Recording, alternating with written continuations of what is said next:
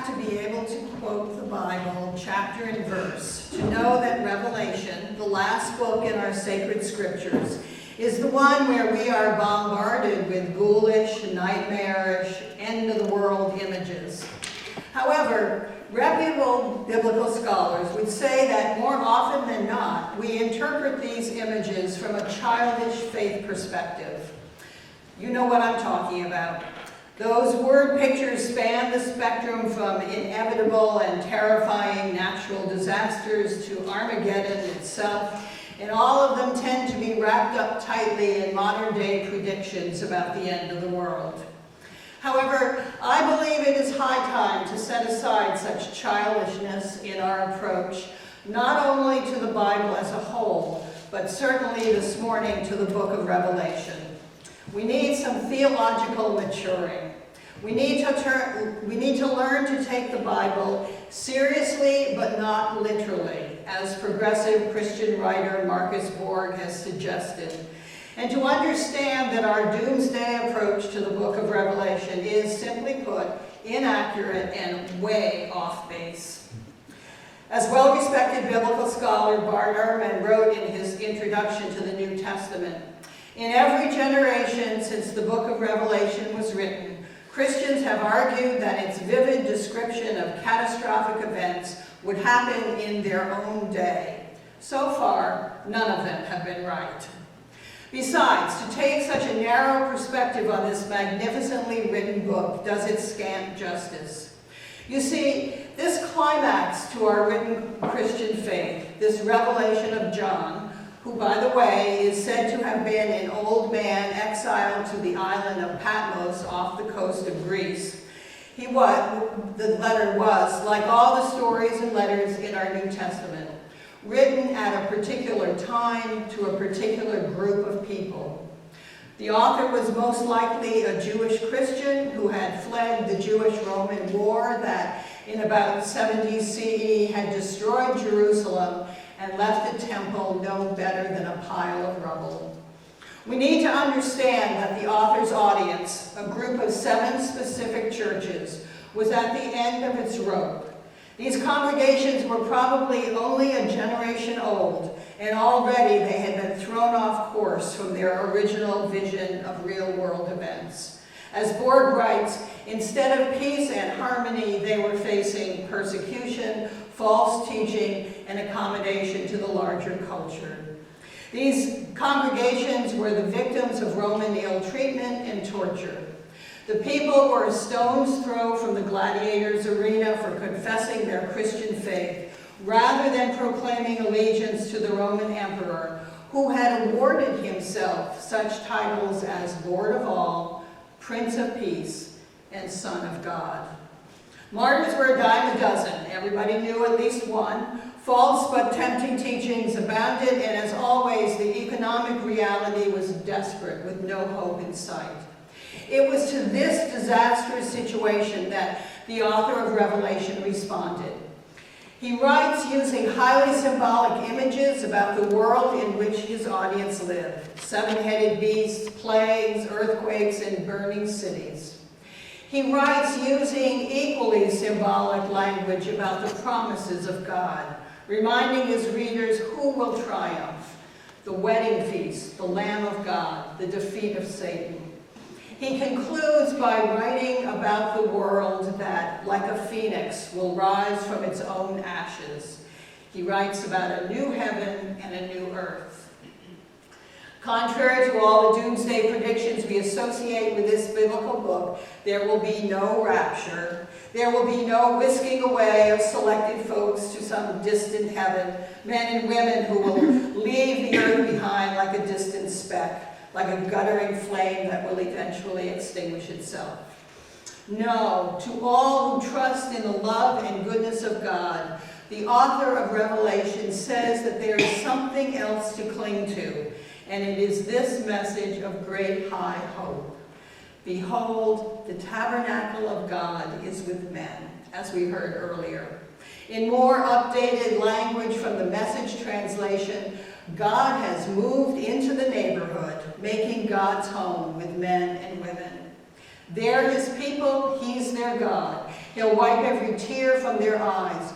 Look, God proclaims, I'm making something new. Write it all down, each word dependable and accurate. It's happened. I'm A to Z. I'm the beginning, I'm the conclusion, and listen to this.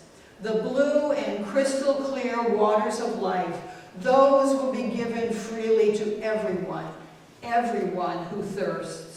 In this new world, God controls the waters of life, not the billionaires and not the politicians. If God has God's way, the earth will not be destroyed. It will be redeemed and transformed, and we with it. What an ending. An ending that is, in fact, a new beginning. Borg called it a magnificent concluding vision. Do you agree? It will be like a dream where all people, everyone, will have their deepest longing fulfilled.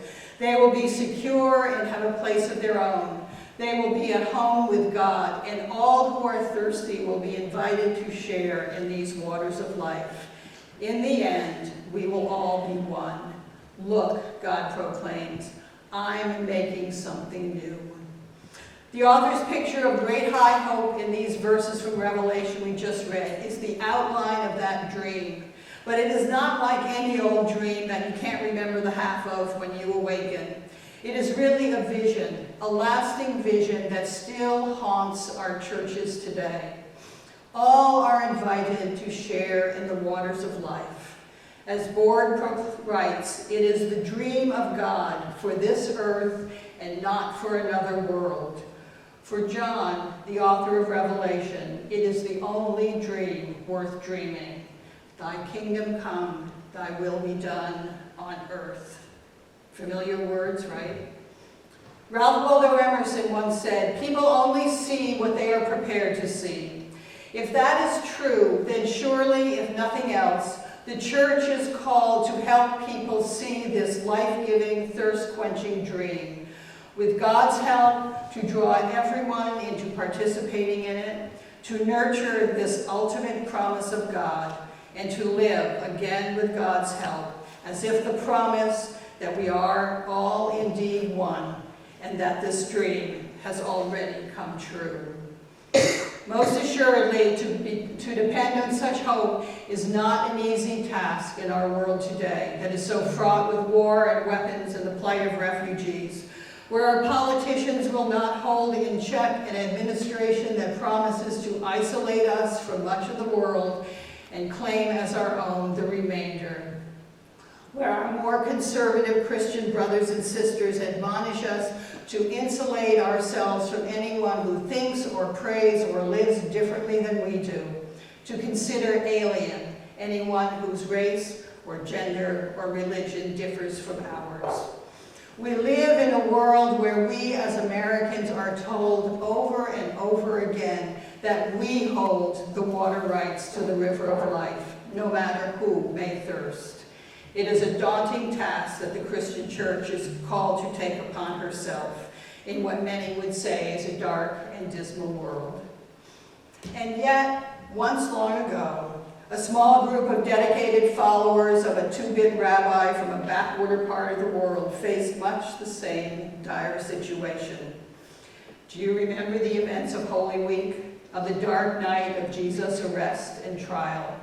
As Lutheran pastor Jonathan Davis writes, the disciples haven't a clue what to do. Their Messiah, the one they've waited for to change the world, is leaving, and yet nothing seems to have changed at all. Everything is unraveling. It is getting messy. Judas has run out of the group, and now Jesus is saying he will soon be leaving them too.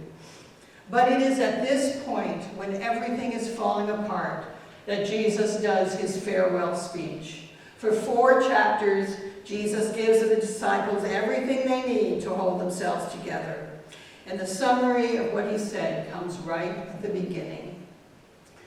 I give you a new commandment, that you love one another. Just as I have loved you, you also should love one another.